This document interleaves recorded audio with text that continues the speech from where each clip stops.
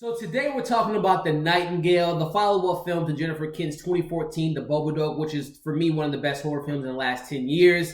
The Nightingale was brutal. It was tough to watch. We're going to talk about that and much more. The Nightingale, written and directed by Jennifer Kent, stars Ashley Franciosi, Sam Claflin, and Baykali Ganambarr. Set in 1825, Clare, a young Irish convict woman, chases a British officer through the rugged Tasmanian wilderness, bent on revenge for a terrible act of violence he committed against her family. On the way, she enlists the services of an Aboriginal tracker named Billy, who is also marked by trauma from his own violence-filled past. I don't want no trouble. Hey, what's going on, everybody? Elliot back again with a movie review, and this time we're talking about The Nightingale, directed by Jennifer Kent, who also wrote this film. And I'm going to let you all know what I thought of this film and definitely give you my score at the end of this review. But before we dive into the review here, definitely consider subscribing to my channel and hit that notification bell so you can stay up to date with my latest movie reviews, TV reviews, and everything in between. And if and when you've seen The Nightingale, I gotta know what you're thinking of this movie. Let me know in the comments. Let's have some discussions down there. So, as I do with all my reviews, I always like to start off with the positives. But I'm gonna let you all know right off bat, this is a difficult film to watch, and we're gonna talk about that a little bit later. But anyway, let's jump to the positives. So this film is definitely there's two things that this film relies on. Number one, the writing and directing style from Jennifer Kent, which we'll talk about a little bit later. But definitely, those performances, man. I mean, it is real. It is raw. It is gritty. It is authentic. It is emotional, especially from our lead character, Clare, who is a very interesting character to really kind of root for, right? So Clare is someone that, as I had mentioned in the beginning of the synopsis here,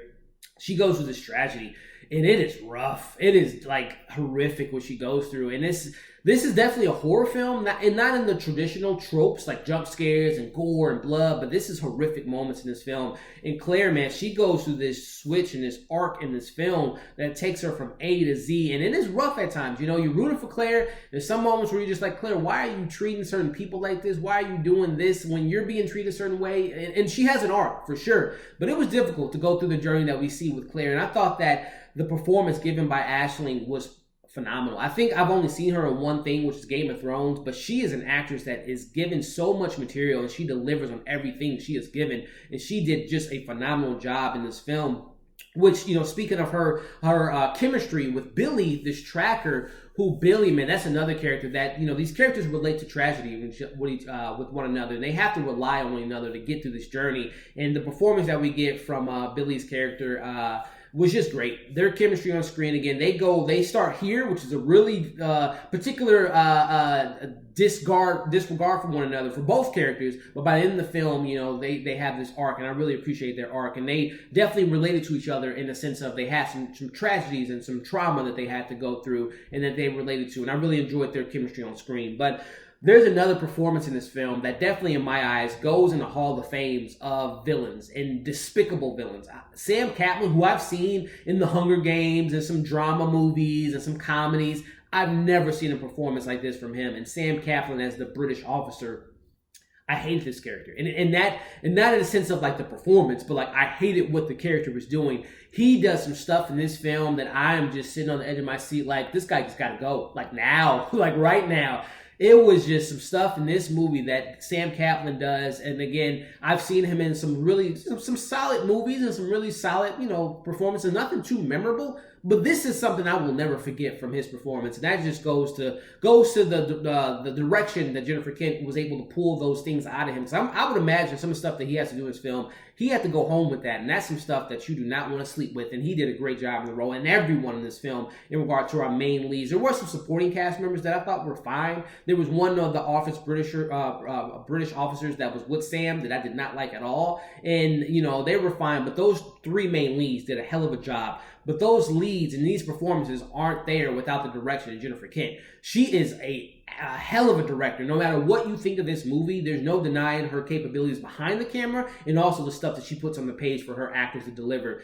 She puts her character through some hell of a stuff in this movie, and from her choices of cinematography, the location, the time period that we're talking about here, I think that she brought some authenticity to the role, to the direction, and to the true realism of the situation they was in, from how minorities were looked at the time, as well as how women were looked at, how people of authoritative figures, how they treated others.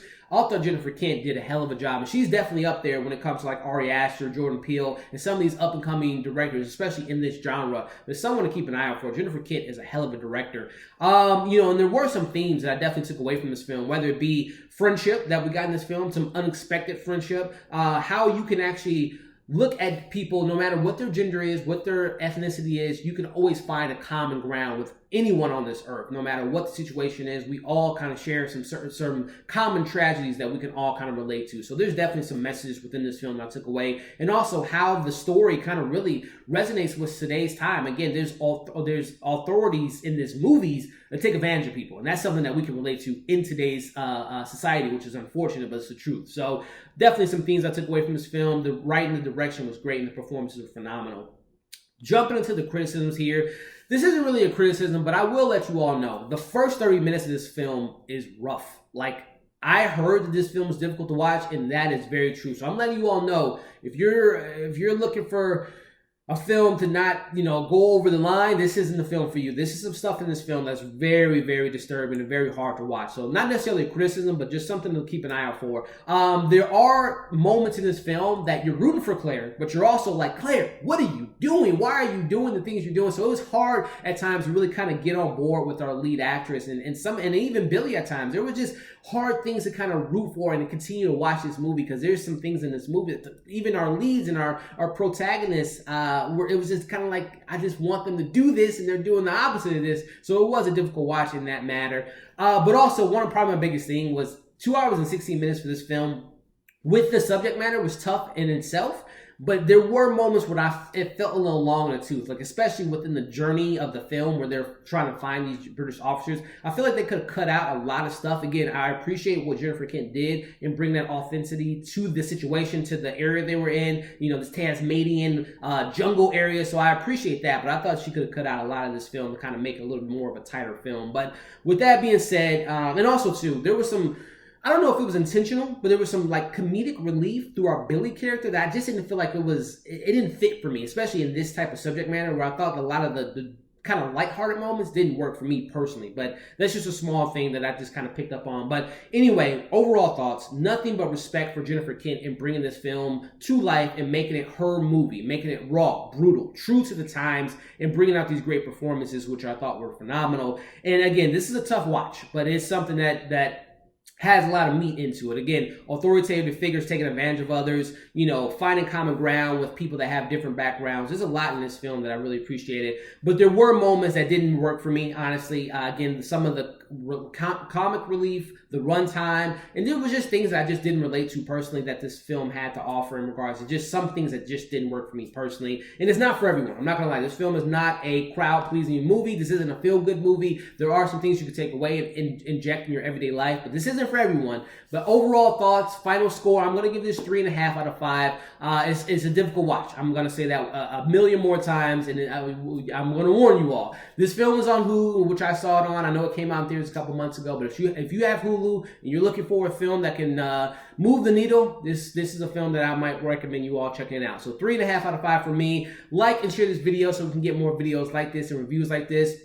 Comment below your thoughts on this movie. I would love to know what you all thought of the movie, as well as subscribe to my channel, hit that notification bell so you can stay up to date with reviews that I've recently done, like all my TV reviews, Netflix reviews, and movie reviews, like such as The Parasite, which I saw the other day. And then keep an eye out for some videos that are coming this weekend. We got another episode of The Mandalorian. We got Apple TV Plus stuff coming out, and we got more stuff coming on streaming platforms. And check out my TV review that I did for Castle Rock the other day. So thank you all for watching this review, and we'll see you on the next video.